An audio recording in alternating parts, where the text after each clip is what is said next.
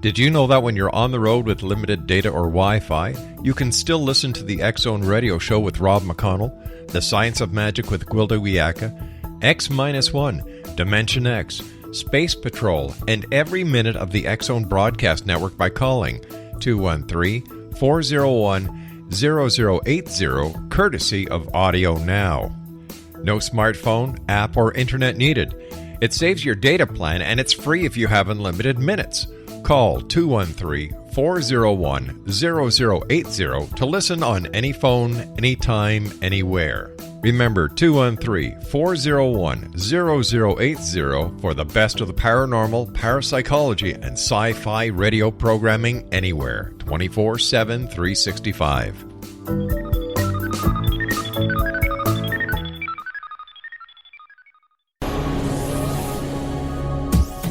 This is the X-Zone Broadcast Network, broadcasting worldwide on broadcast affiliates and satellite program providers, including CNN Broadcast Network, Sirius Satellite Network, Star Media, Good News Radio Network, Angel Broadcast Network, Wiki Broadcast Network, and WPBN TV. For more information on the X-Zone Broadcast Network, visit us at www.xzbn.net.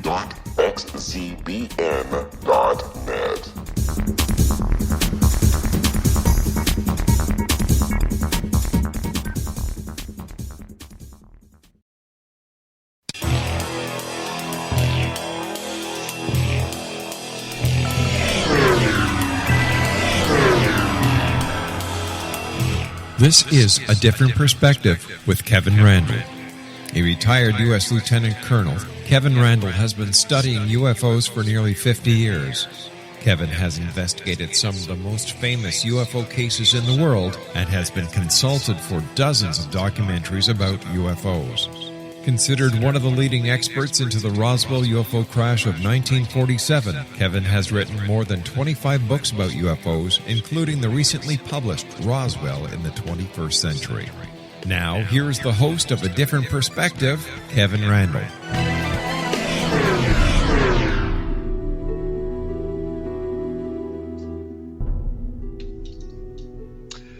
And good evening. We are back from our 167-hour hiatus with another exciting adventure. I'm joined tonight by Mark O'Connell, and I probably ought to ask him for a job, having read his biography here. Mark has written several episodes of Star Trek: The Next Generation, Star Trek: Deep Space Nine, and one of the Deep Space Nine episodes, Who Mourns for Morn, was named a Hugo winning named by Hugo award-winning science fiction writer. I have no reason why I can no longer speak. As one of the best of the Deep Space Nine episodes, or Star Trek episodes. He has feature film projects in development with Disney, DreamWorks Animation, Launchpad Productions, Barcelona Films. You see, I can say Barcelona, but I can't say easy stuff. Barcelona Films and Al Ruddy Productions. He currently writes a UFO blog, High Strangeness. I can't say American words. High Strangeness at www.highstrangenessufo.com, and has made his reality show debut in 2015 on Mysteries at the Monument on the Travel Channel. He's also writing The Close Encounters Man, which is an authorized biography of Dr. J. Allen Hynek, who coined the term Close Encounters of the First, Second, and Third Kind, for Day Street Books, an imprint of HarperCollins, and it will be out in May of 2017. So now you understand why I thought maybe I should ask him for a job with all this stuff going on here. Mark O'Connell, welcome to A Different Perspective. Thanks, Kevin. Thank you very much for having me. It's great to be here. I don't hear any job offers. Yeah. I felt I should point out that those film scripts in development, that's all past tense. Those scripts were in development. They are not now. I just wanted to be clear on that. The big thing I'm working on now is the book. Way to weasel out of offering me a job, I'll tell you. Yeah, well, if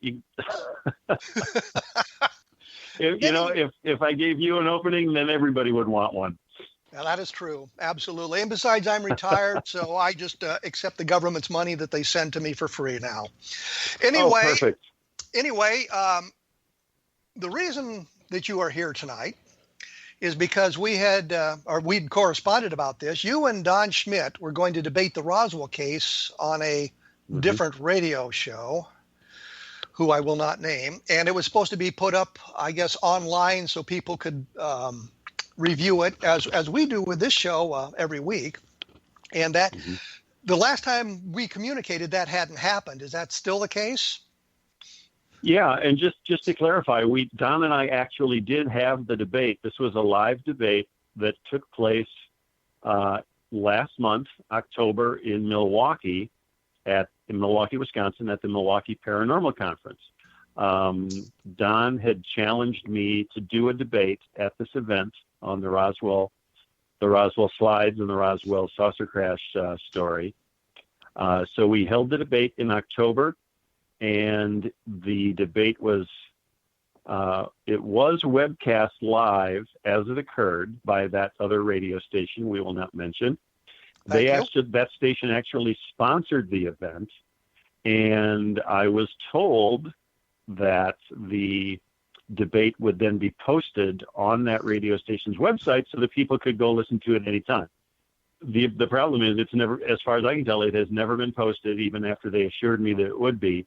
It's never been posted, and now the people at the radio station are not returning my messages. So I don't have any idea why they wouldn't post the debate, but that seems to be the decision that they made. So I appreciate your inviting me here today to talk about it, because it was kind of an interesting event, and I think more people should know about it. Well, I think we'll get into depth on that in just a few minutes, because we're going to have to take a break here in just a moment. But from what you communicated with me, and of course they were all biased, the people that you talked to, your family members, your niece, thought that you'd won the debate. And I'm sure that Don's compadres in the audience thought that he had won the debate as well. So we'll discuss what exactly the debate was about, and even the Roswell slides thing, which I thought was pretty much passé, given everything that's happened about that. And as I say, oftentimes you can get more information about what we discuss here on the radio at www.kevinrandle.blogspot.com. So we will be back in just a few moments to talk with Mark O'Connell about the Roswell debate.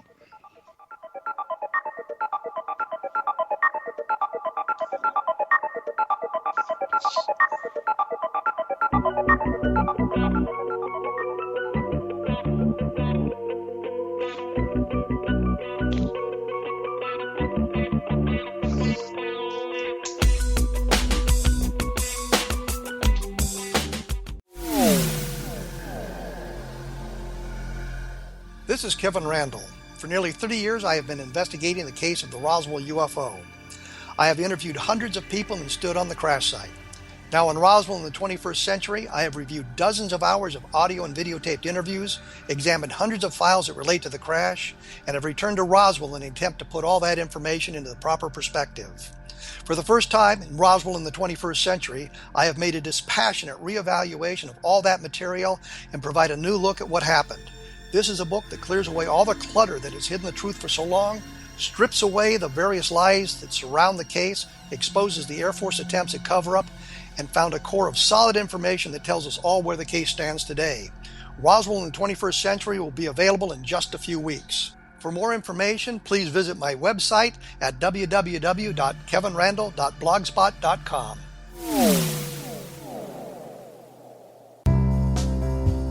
Gibbs A. Williams, Ph.D., is a practicing psychoanalyst, supervisor, researcher, and author in New York City. Much of his life has been dedicated to understanding nature and the uses of meaningful coincidences or synchronicities.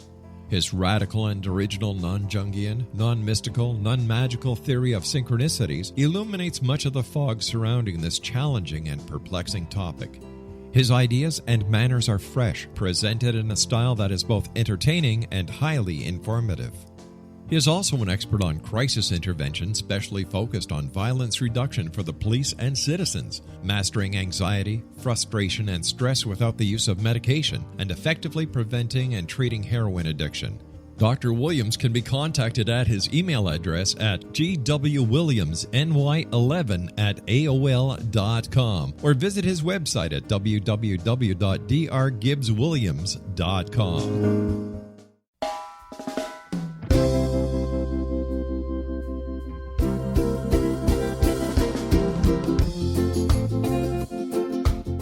This is Johanna Carroll, host of Dialogue with Divinity on the X-Zone Broadcast Network. While walking along Kaanapali Beach in Maui this past year, I kept discovering all these shells and coral in the shape of hearts. My dialogue with Divinity was very simple. Do you want me to do a retreat to heal people's hearts in Maui next year? And of course, the answer was yes. As a master spiritual teacher, I am offering you a neat retreat called Rise, May 8th through the 12th, 2017, and the chance of a lifetime to rest at a 5-star resort for 5 days and experience a spiritual renewal of your heart and soul.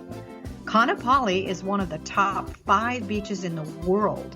This stunning resort has undergone a $40 million renovation. I walked the entire property, checked out the room choices on your behalf, and I must say it is stunning. Our conference room faces the ocean with sliding glass doors. Maui is known as Mother Maui because it is a soft, gentle, healing energy. In the embrace of Mother Maui, you will feel yourself rising from the limitations of an ordinary life to an extraordinary journey of peace, bliss, and harmony. A greater sense of clarity. Our Rise retreat ignites renewal in the sacred elements of air, water, earth, fire, and wind. There's plenty of free time to enjoy all that Maui has to offer. A small deposit is required now to reserve your space, as this retreat, it will sell out. For more details, please go to johannacarroll.com and register today. Aloha, and I'll see you in mystical Maui.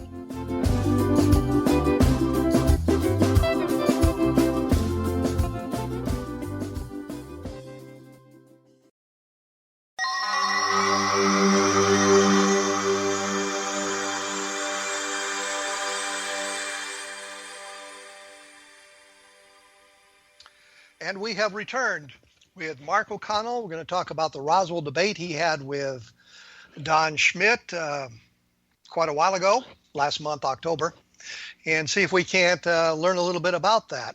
And the one thing that you said that intrigued me right off the bat was that part of the debate was about the Roswell slides, and I can't imagine what that debate would have been about. I mean, it seems to me that from everything I've seen, everything I've read, everything I posted on my blog, suggested the thing, I shouldn't say that, the poor unfortunate child in the photograph was a mummy, and it is what 900 years old or something like that. So there doesn't seem to be any debate about the slides left at all. What did you guys talk about? Well, Kevin, the debate moderators, there are 2 people involved. There's T. Krulos, the gentleman who organizes the Milwaukee Paranormal Conference, who is an awesome guy. I want to just give him kudos for putting on this fantastic event. And then there was the debate moderator, who was an actual local college professor. I don't remember his name off the top of my head, but he was very thorough, very meticulous. He organized the debate. He ran the debate at the event, made sure that, both Don and I had equal time to get our points across. It was all very, very well run. But T and the professor are the 2 people who put together the debate questions. Don and I had no input in that. And one of the debate questions specifically was, let me get this out here. One of the questions specifically, question number 4, what impact has the Roswell slides had on ufology? Has it damaged credibility in the UFO field?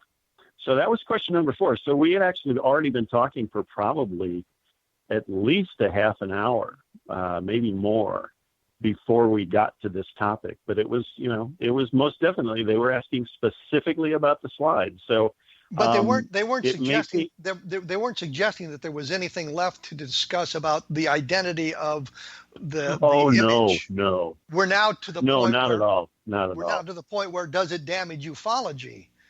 And yes, I that would was imagine, exactly that. That was it. I would imagine Don said not really, and you said, well, somewhat.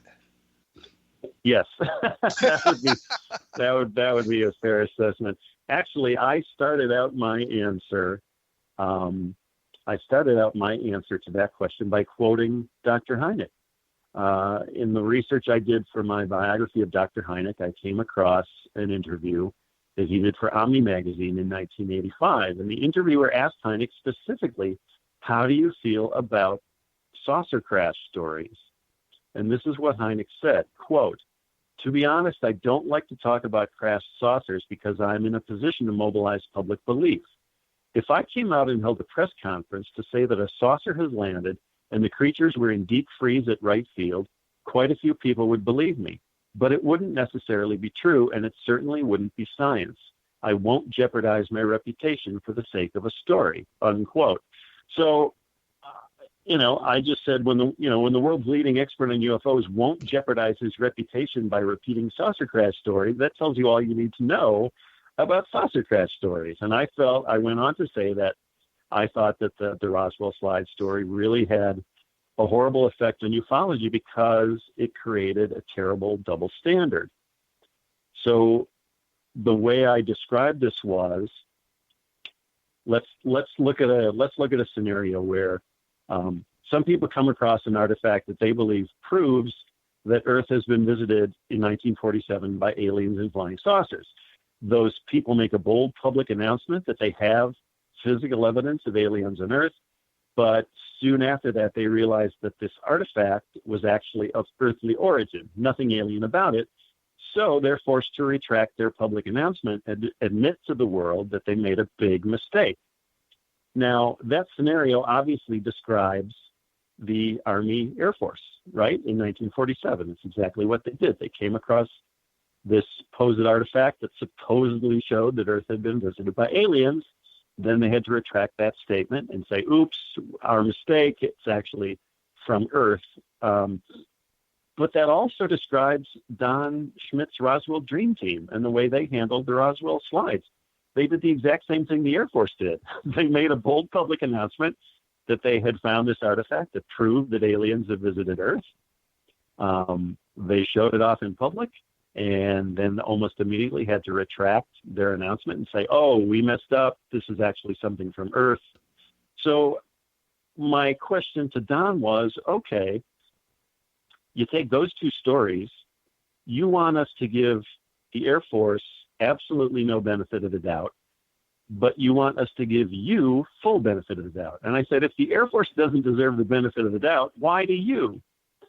And he got all flustered and he just started insisting, well, I never called them the Roswell slides. I never called them the Roswell slides. Show me one place where I called them the Roswell slides, which, that's completely beside the point. And somewhat disingenuous.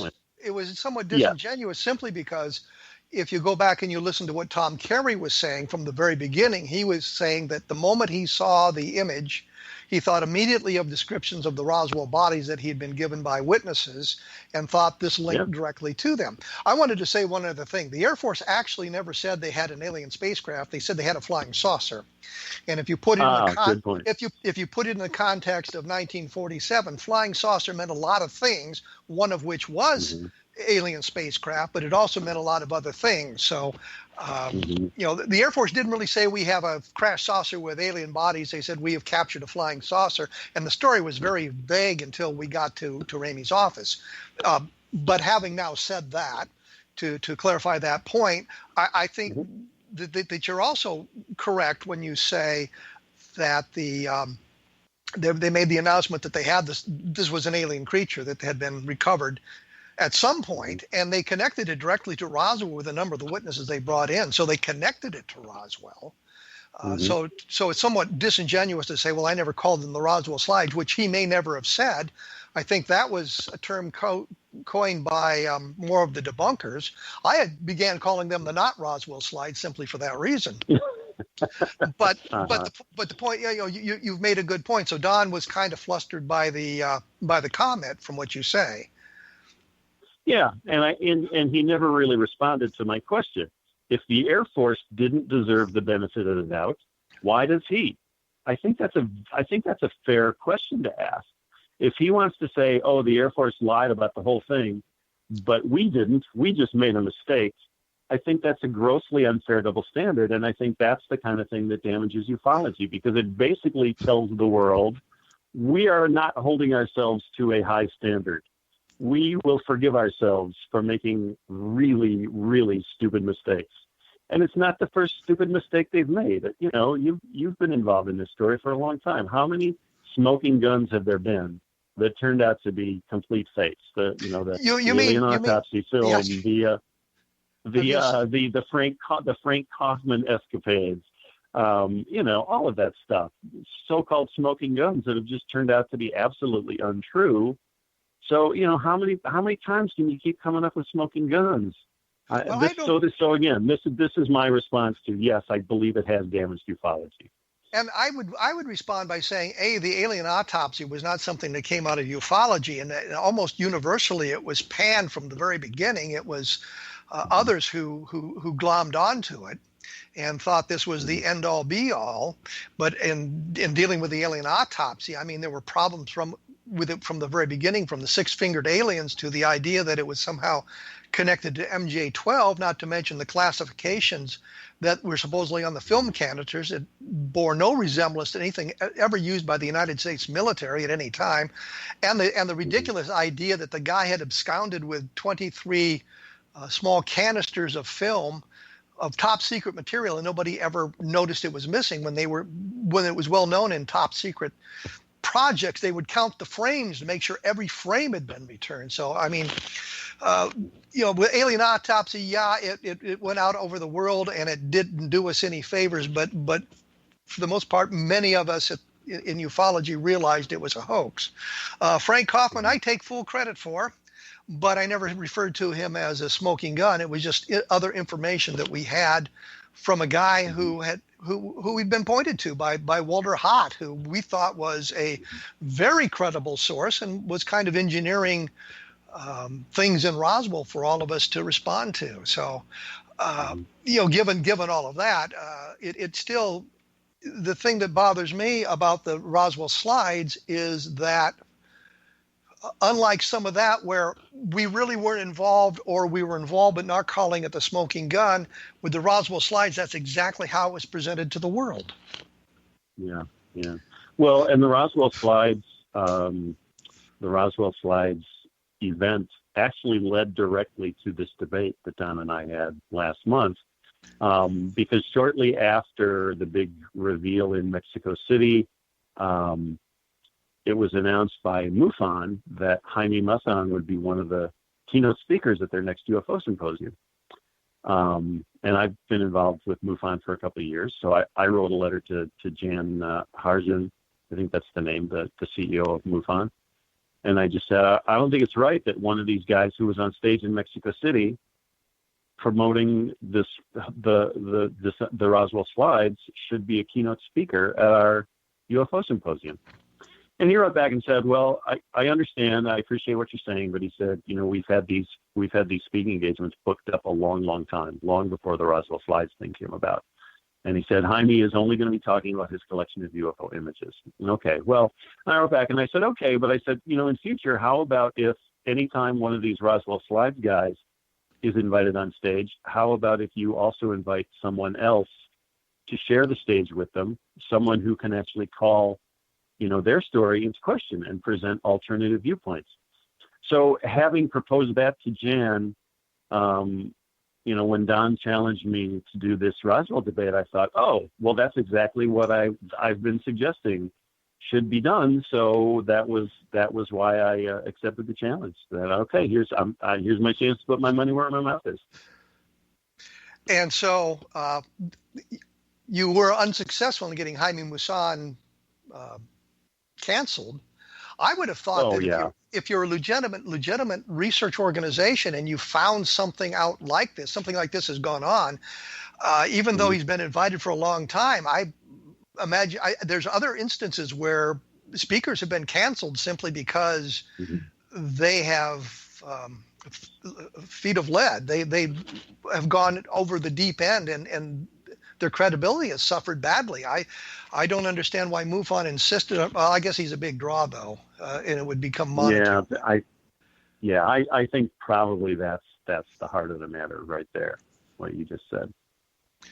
So we're in the debate. We've now discussed the Roswell slides. What other aspects of it were brought up? I mean, not the Roswell slides, but the Roswell case. Well, I can just sort of walk through the discussion we had based on the questions that were asked. If we could do it that way if you'd like. The first question was, is it time for ufology to move on from the Roswell event? And I said that in my opinion, ufology already has moved on from the Roswell event. So that's not even the question we should be asking. But I said, here's what one UFO expert says. And then I quoted Don Schmidt from his public apology after the Roswell slides, where he said, quote, "I am afraid that after spending almost half of my life devoted to one specific investigation, I allowed the allure of final resolution to cloud my skeptical nature and to be replaced by a false vision of hope. I now realize that the image in the slides is a mummy, as specified by the display placard. At this time, I consider the matter concluded and intend on moving forward." So I said, well, there you go. Don's already moving forward. So I think ufology in general has moved forward. I hate to interrupt, but we're going to have to move forward because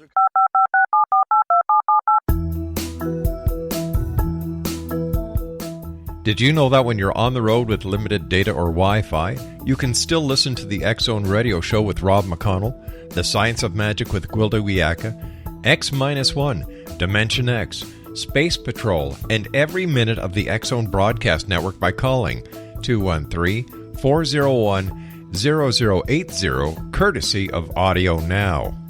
No smartphone, app, or internet needed. It saves your data plan, and it's free if you have unlimited minutes. Call 213-401-0080 to listen on any phone, anytime, anywhere. Remember 213-401-0080 for the best of the paranormal, parapsychology, and sci-fi radio programming anywhere, 24/7, 365.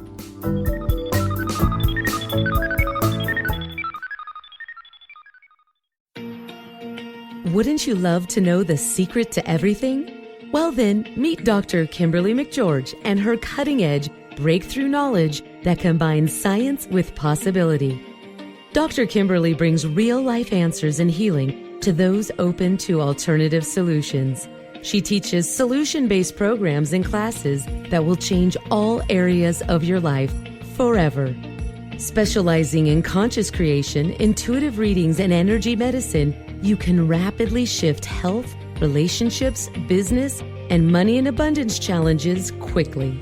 Receive her best-selling book, Secret to Everything, at no cost by going to secrettoeverything.com/X-Zone.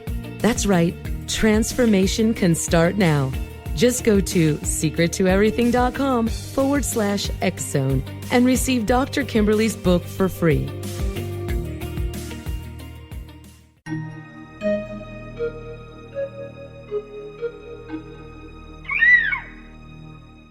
While science pursues fact, magic accesses the quantum level, bridging random facts to form truth.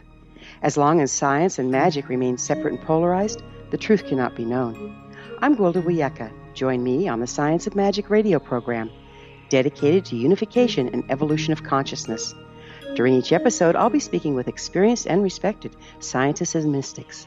From astrologers to astronomers, from medical doctors to shaman, the scientific method to dowsing and intuition, we'll weave together information from seemingly divergent practices to promote unity and enlightenment. Join me, Gwilda Wiyaka, and the Science of Magic right here on the Mutual Broadcast Network. For more information, visit www.thescienceofmagic.net.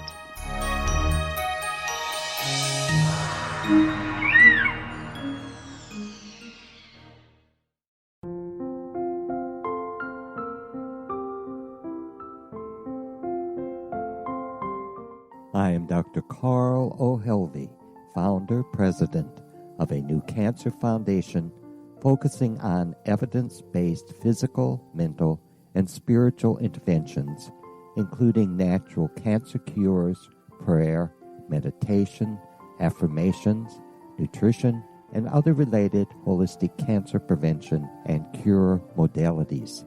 These are used in cancer education, research, and financing care. I ask for your help to continue this important work by donating at www.holisticcancerfoundation.com.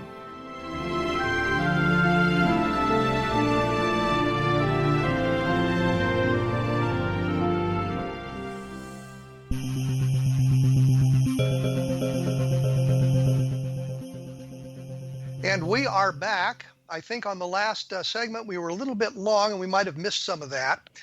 Mark O'Connell, I almost said McConnell, Mark O'Connell was telling us what Don Schmidt had said about moving on from the Roswell event, I guess, the whole thing.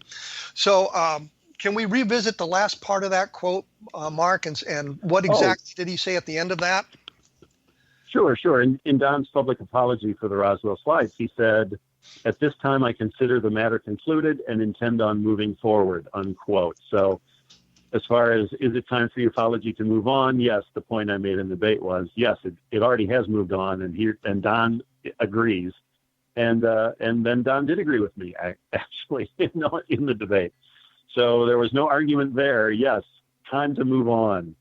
So what We're you're moving saying, on, you should too. What you're saying is my book, Roswell in the 21st Century, is passé already? No, I'm saying your book should be read by everyone who's interested in this topic. I really, really do, because I was so impressed with that book, Kevin. Just the fact that you did one of the things that I really admired Dr. Hynek for. You followed the facts and said, this is the only thing we can conclude from the facts. There's nothing else we can conclude. This is the way it is. And I think that kind of hard, clear thinking is often missing from ufology. So I really appreciated it. And the money will be in the mail here shortly for that commercial announcement. No, I thank you, Mark. If I can't offer you a job, I can sell some books for you. Hey, there you go. I'm on board with that. Okay, so we're debating Roswell. You've now suggested that we should move on from Roswell. We've demolished the slides. What other aspects of the Roswell case did you guys talk about? Well, one of the questions had to do with why were there seemingly so many UFO crashes, and they listed Aurora, Cape Girardeau, Roswell, Aztec, Kecksburg, and others. I didn't really have a whole lot to say on that, except that I basically said that compared to the millions of sightings on record, it seems to me there are actually very few reports of UFO crashes, and I kind of wonder why. Of that group, I'm most familiar with Aurora and Aztec, because both of those were kind of played a role in my book. But we really didn't have a whole lot to say about that. I just basically said it seems to me that some of the saucer crash stories can be explained as psyops put on by the military. I actually have some evidence of that, but it belongs to a person who won't allow me to share it, so I can't really.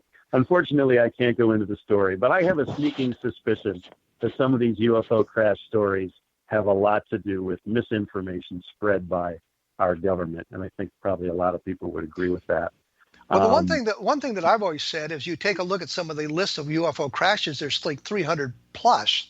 These things are raining out of the sky practically, and you have to wonder is if there's that many UFO crashes, how come we don't have much better information? Because at one point, one of them is going to have to crash in a place where the government couldn't cover it up, couldn't hide it, and there would be great pictures of it, and that just never happens. I mean, if you go back to the Aurora, Texas 1897 crash that you alluded to just a moment before, you notice that there's one story in the newspaper about it in 1897, and there's never any follow-up.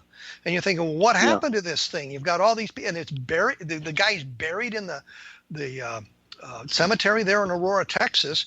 And then you have to look at a history of Aurora that was published about 10 years later. There's no mention of this event at all.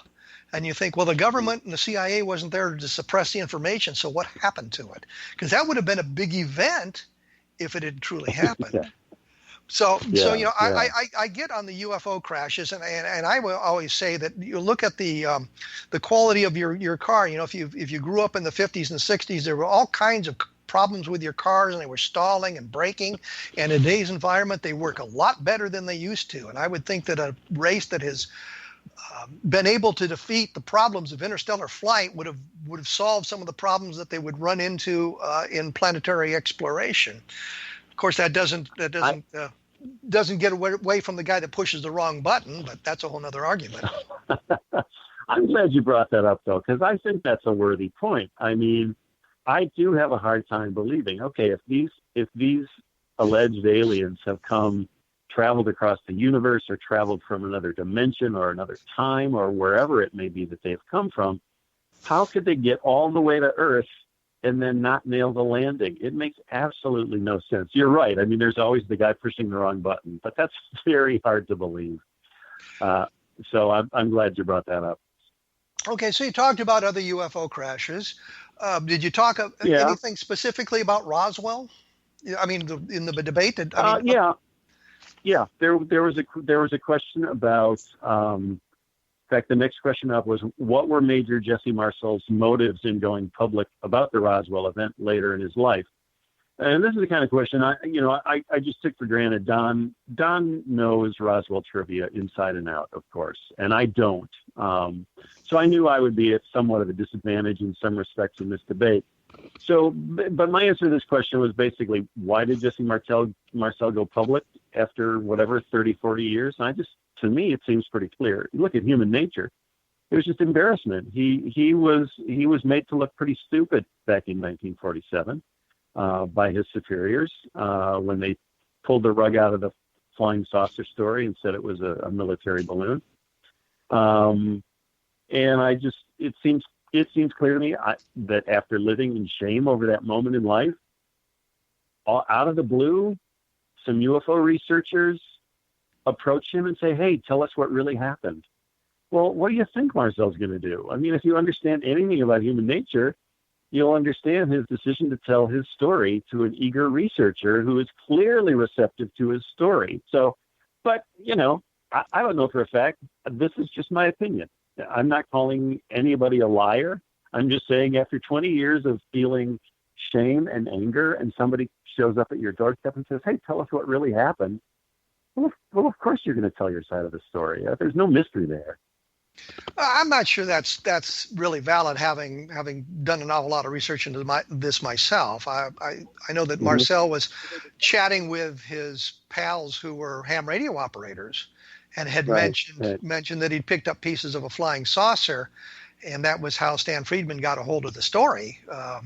One of the a producer or a news director at the station there in, I guess, New Orleans had told him that he knew a guy who'd picked up pieces of the flying saucer and gave him the information. And Friedman took down the information and called him a couple of days later, but it was more than a year before they actually approached him to get additional information, because they couldn't find out much about it until Bill Morris blundered onto the photograph of Marcel with the weather balloon in Ramey's office. So, but so I'm not sure that's quite right. I think that I'm not sure that he stewed about it. I'm not sure that he was angry about it. And if he really found a flying saucer, then he was keeping his mouth shut like he was supposed to until he thought the statute of limitations had expired. Sappho Henderson, her husband, Pappy Henderson, said that he'd flown bits of the material out of Roswell in 1947, and he said that he saw the story in a newspaper. It was a tabloid newspaper, like you buy at the checkout stand in the grocery market, or you used to be able to buy it there. Mm-hmm. And he said to her, well, since they're putting it in the newspaper, I guess I can tell you about this now, and told her his role in it.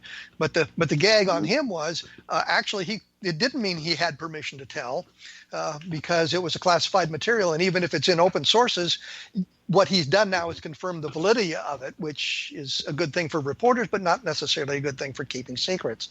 So I'm not sure that's completely a valid, but you might be right too. Well, fair enough. I know very little about the man, so I concede that we may both be a little right. I may be a little wrong. But by the same token, we know that Jesse Marcel had a tendency to embellish tales.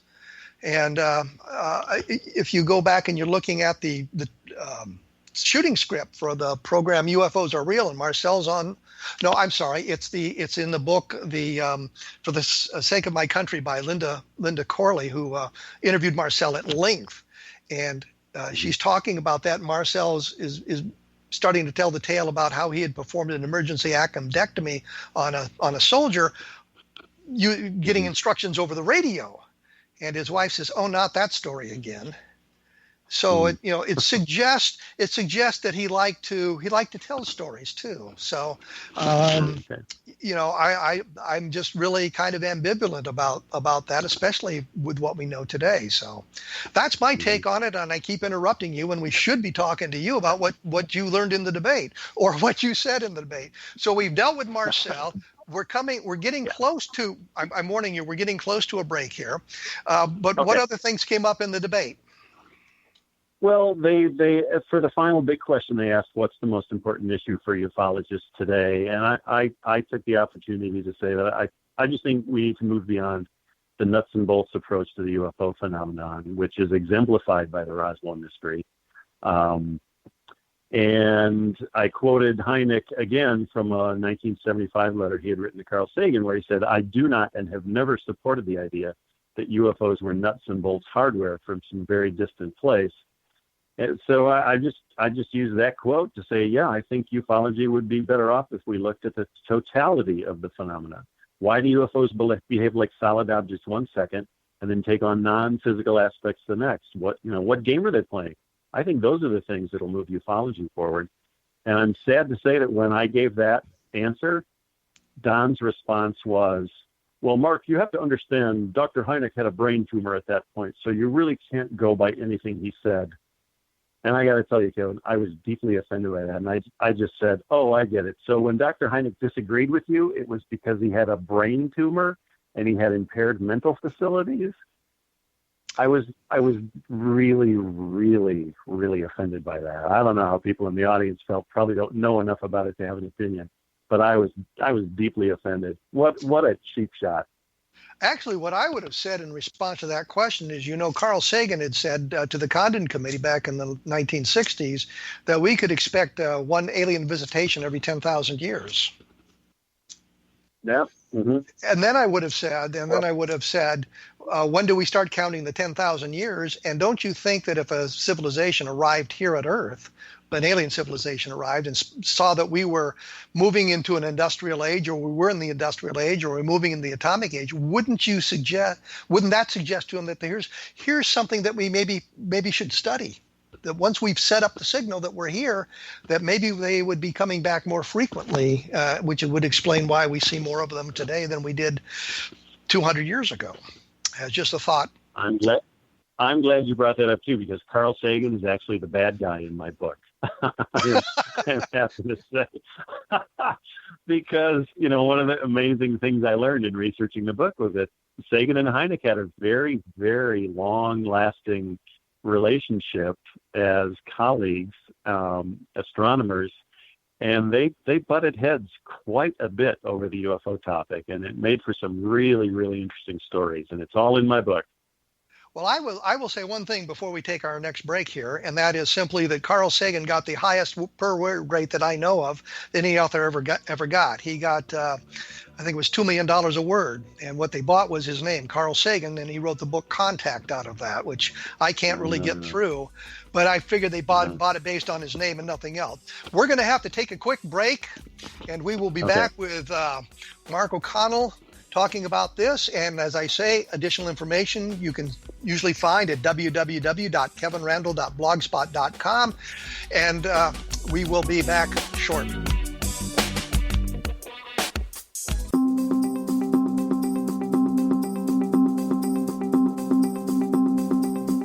As host of Dialogue with Divinity, I am thrilled to join the X-Zone Broadcast Network and their growing number of affiliates. My quest for a connection to the divine ignited my successful career path as an international spiritual counselor for over 40 years, an author of 4 books, and well-known metaphysical educator. My clients call me their spiritual mama. So my job is to offer you a radio show to help you grow spiritually with wisdom and get specific tools from guests who are experts in their field. Tune in to Dialogue with Divinity and be part of the conversation with Spirit. My goal, your happy soul. For more information, please visit my website at johannacarroll.com.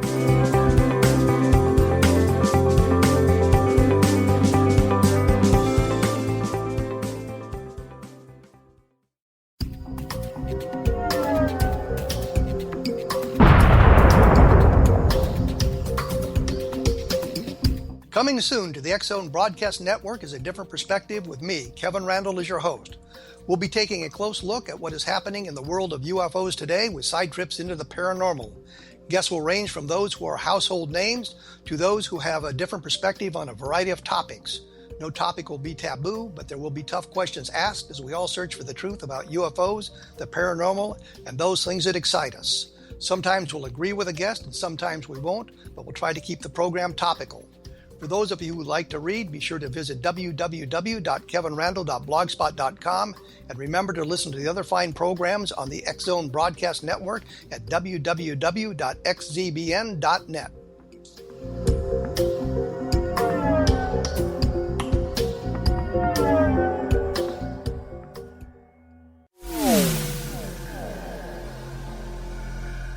This is Kevin Randle. For nearly 30 years, I have been investigating the case of the Roswell UFO. I have interviewed hundreds of people and stood on the crash site. Now in Roswell in the 21st century, I have reviewed dozens of hours of audio and videotaped interviews, examined hundreds of files that relate to the crash, and have returned to Roswell in an attempt to put all that information into the proper perspective. For the first time in Roswell in the 21st century, I have made a dispassionate reevaluation of all that material and provide a new look at what happened. This is a book that clears away all the clutter that has hidden the truth for so long, strips away the various lies that surround the case, exposes the Air Force attempts at cover-up, and found a core of solid information that tells us all where the case stands today. Roswell in the 21st century will be available in just a few weeks. For more information, please visit my website at www.kevinrandle.blogspot.com.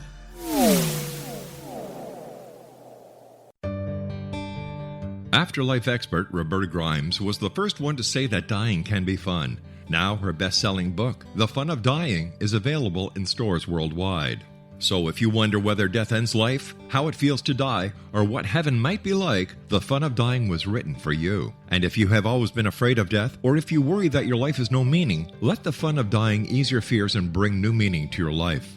Nothing said in The Fun of Dying is based on the teachings of any religion. Instead, Roberta draws on evidence to explain how death happens, how it feels, and what comes next. A lot of the best death-related evidence was produced in the first half of the 20th century. When it is put together with recent discoveries, it tells a consistent and amazing story. Roberta Grimes blogs and answers questions at robertagrimes.com. Her wonderful book, The Fun of Dying, is available on Amazon and at stores worldwide wherever books are sold.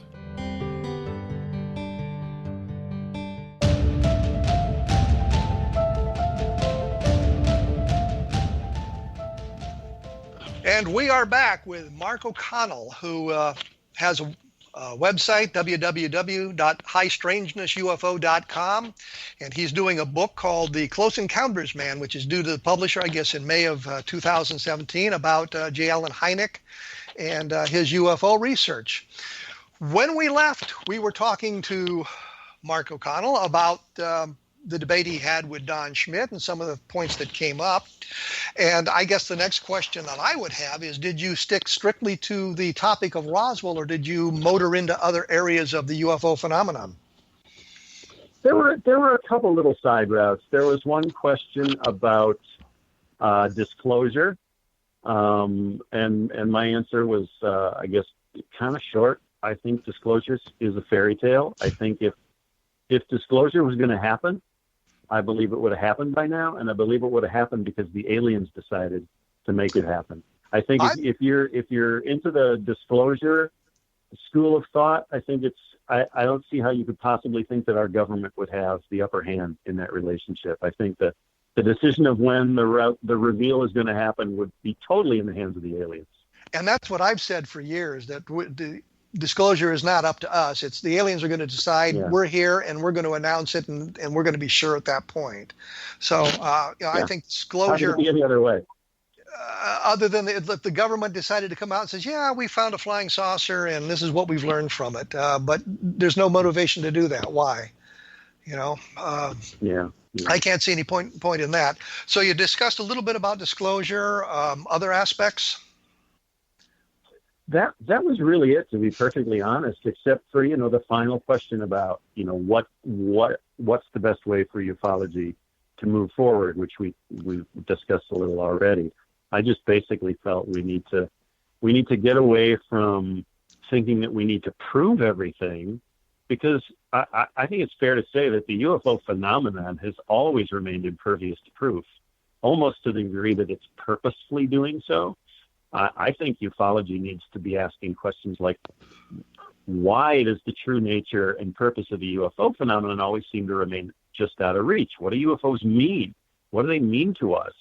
I think those are the kinds of questions that draw me to ufology, and I wish there was more focus on that kind of question. I think the obsession with proof, and I completely understand it. Everybody wants to prove this, but it never really gets us anywhere. Meanwhile, we've got things.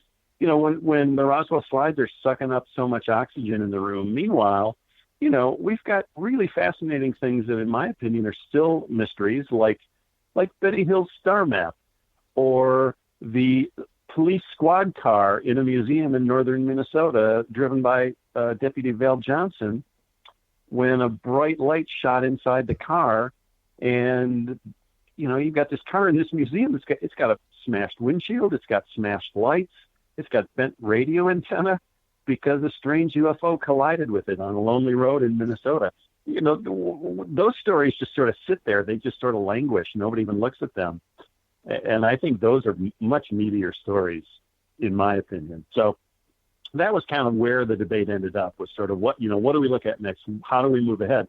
And then I also suggested to the audience that they should do what I did and sign up with MUFON as a field investigator. I did that in 2011, and Kevin, it's taught me so much about what kind of person reports a UFO event. How does that event affect the person, psychologically and emotionally? What causes them to decide to fill in the report? Sometimes they're reporting a UFO sighting, 10 years, 20 years after the fact. Those kinds of things are really fascinating to me. And I've learned so much about all of that just from being in MUFON. I did a lecture down in Edinburgh, Texas a couple of years ago, and I was sitting at the table, and a guy came up to me to tell me his UFO story, which had frightened the hell out of him. And I asked him why. It didn't interact with him in much of any way. It was just there in the sky, and he was just very upset by this whole thing. And we kind of discussed it for 30 minutes, and then he went away, and he came back a couple hours later, and he said, well, thank you. And I said, well, what? And our discussion about what was your trouble? Why were you frightened of it? Calmed him down. He realized that there was really nothing to worry about. I said, nothing happened to you afterward. Nothing has happened in all the years after this sighting. There's really nothing to be frightened of. So we kind of worked it out that way. The thing that you kind of keyed in to me is we have very good evidence that the Air Force was less than candid in their discussions of their UFO investigations, and that the Condon Committee was pretty much a setup to end their investigation of UFOs. Agreed. Yeah. Well, that was a short answer. Never answer a question. Ask a question being answered in one word. No, I think you're absolutely right. I think the whole thing. There's, and it's funny. Hynek had a quote. Somebody asked him, "Well, do you believe the government was covering anything up as far as UFOs are concerned?" And Hynek said, "Well, you can cover up knowing something, but you can also cover up not knowing something." Which, I love that quote, because either way, whether the government is covering up something they know or covering up something they don't know, you can still reach the same conclusion, that the government knows that there's something going on. They just have no idea how to handle it, which has always been the case going back to 1947. And that was the thing that kind of always struck me, is that they were not hiding the evidence of the UFOs. They were hiding the fact that they didn't know what was going on. And if you look at the Roswell case, it's 1947, and suddenly they're presented with a technology that is completely beyond them, and they just realize we've come out of this devastating war, and people are a little bit leery about it. We say, well, there's alien invaders coming. It's going to create major trouble, especially when they say, well, we don't know anything. We don't know whether the invasion fleet is right up by the moon and about to arrive, or if this was sort of a reconnaissance and they made a mistake and ended up crashing. We don't know anything that we can tell them.